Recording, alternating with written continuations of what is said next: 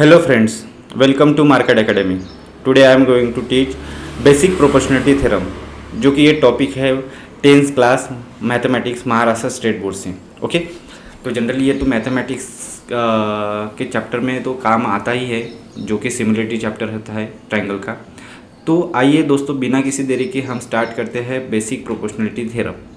Okay, तो इसके पहले हम इसका स्टेटमेंट देख लेते हैं. स्टेटमेंट क्या दिया है? If a line parallel to a side of a triangle intersects the remaining side in two distinct points, then the line divides the side in the same proportion. अब ये जो भारी भारी स्टेटमेंट है, हम इसको तोड़ तोड़ के इससे इंफॉर्मेशन कलेक्ट करते हैं और हम क्या करेंगे, इस थ्योरम को प्रूव करेंगे. ओके, तो जैसे कि यहाँ पे दिया है if a line parallel to a side of a triangle, मतलब यहाँ पे एक ट्रायंगल की बात हो रही है. तो मैंने triangle A B C consider कर लिया, एक triangle A B C consider कर लिया. आ गया बच्चों, ये ट्रायंगल आ गया. ओके, उसके बाद क्या बोला था? इफ़ ए लाइन, एक लाइन है पैरेलल, क्या है, एक side to a side of a triangle, मतलब एक साइड को पैरेलल है किसके, ट्रायंगल के. तो हमने लाइन ए एल पैरेलल मान ली लाइन बी सी की. तो ये देखो बच्चों, लाइन ए एल आ गई जो कि पैरेलल है बी सी को. ओके, देन वो क्या बोलते हैं कि ये जो लाइन है ये क्या कर रही है, ये इस साइड को ए बी को और ए सी को दो पॉइंट में अलग अलग, मतलब इन यहाँ पे डिस्टिंक्ट पॉइंट में क्या कर रही है, इंटरसेक्ट कर रही है जो रिमेनिंग साइड्स है. तो हमने वो भी लिख दिया, line intersect A B and A C in point P and Q. तो देखो बच्चों, पी और क्यू पॉइंट आ गया. ओके, पी और क्यू पॉइंट आने के बाद अब हमें क्या प्रूव करना है कि यहाँ पे दिया था then the line divides the side in the same proportion. मतलब प्रोपोर्शन मतलब ये साइड है A P upon P B, A Q upon Q C.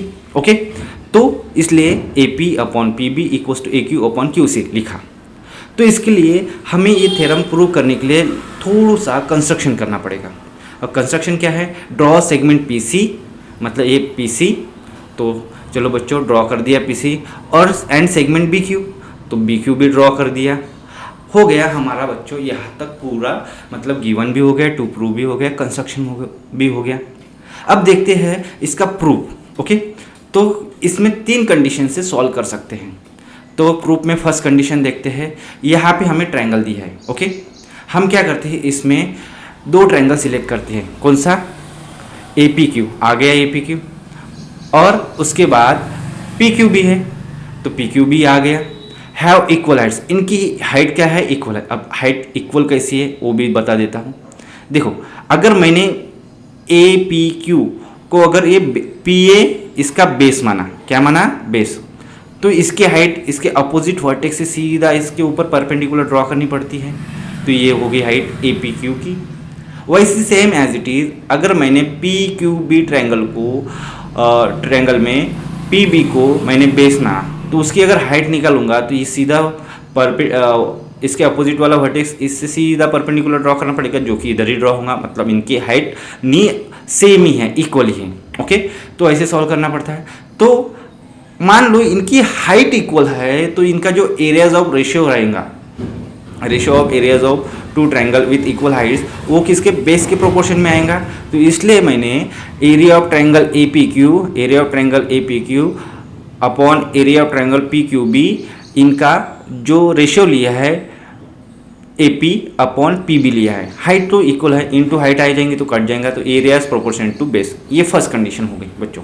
Okay, अब देखते हैं सेकंड कंडीशन में. वही एज इट इज़, हमें ट्रायंगल दिया है.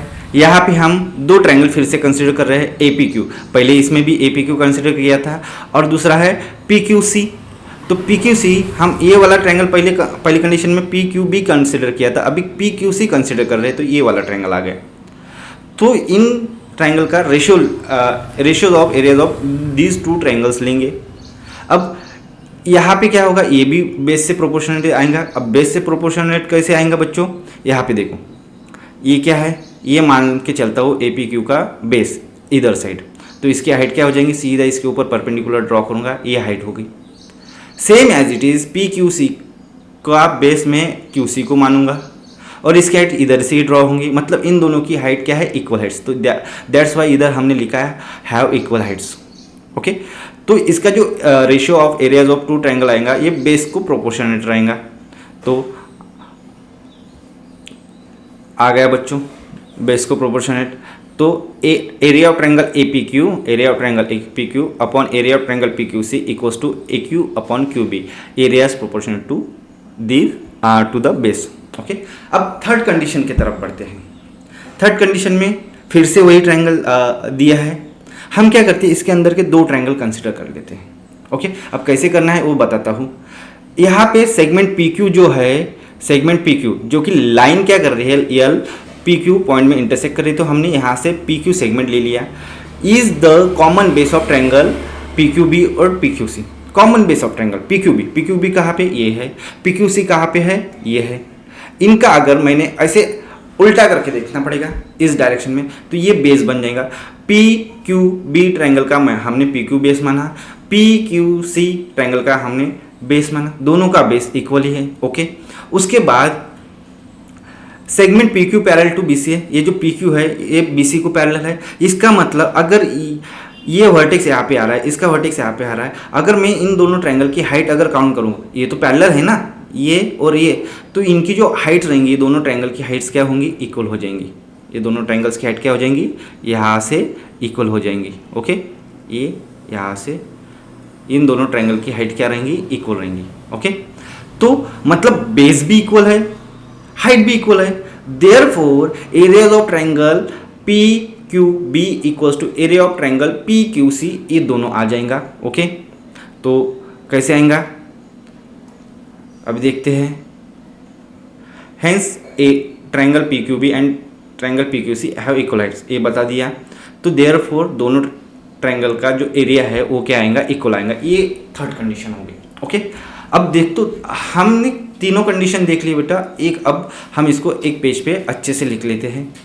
First condition area of triangle P Q B, ये आया था फर्स्ट कंडीशन के हिसाब से। दूसरे कंडीशन के हिसाब से area of triangle A P Q C A Q upon Q C. Third condition के हिसाब से बेस कॉमन था और सेगमेंट पी क्यू और बी सी पैरेलल था, तो हाइट्स भी इक्वल हो गई। देयरफॉर दोनों का एरिया इक्वल आ गया। फ्रॉम 1 2 3 देखो, A P Q upon P Q B, A P Q upon Q P Q C, दोनों में ये जो ऊपर वाला area of triangle A P Q एक ही है, बट ये पी क्यू बी और पी क्यू सी दोनों अलग दिख रहे हैं यहाँ पे। बट आगे जाके इस कंडीशन में दोनों इक्वल हो गए, मतलब ये एक ही है, ये और ये दोनों इक्वल है, मतलब इन दोनों का रेशियो भी क्या होगा, इक्वल ही होगा। मतलब ये रेशियो इक्वल्स टू ये रेशियो। तो इसलिए यहाँ पे हमने लिखा है area of triangle A P Q upon area of triangle P Q B, ये लिख लिया, equals to area of triangle A P Q upon area of triangle P Q C. क्योंकि देखो ये तो इक्वल है, और थर्ड कंडीशन के हिसाब से ये दोनों जो ट्रायंगल के एरियाज है ये दोनों इक्वल है। तो देयरफॉर दोनों रेशियोज है इक्वल आ गए एरियाज के। अब ये मतलब क्या है, A P upon P B लिख दिया, और ये मतलब क्या है, A Q upon Q C, ये लिख दिया। तो फाइनली जो हमें थ्योरम में प्रूव करना था कि A P upon P B equals to A Q upon Q C, ये इस तरह से सॉल्व करना है बच्चों। Okay, I think I hope मैंने अच्छे से एक्सप्लेन कर दिया है आपको। अगर कुछ डाउट होगा तो आप एक काम करना, कमेंट करना। अगर आपको वीडियोस पसंद आया लाइक करो, शेयर करो। ओके, मिलते हैं नेक्स्ट थ्योरम में, तब तक के लिए बाय।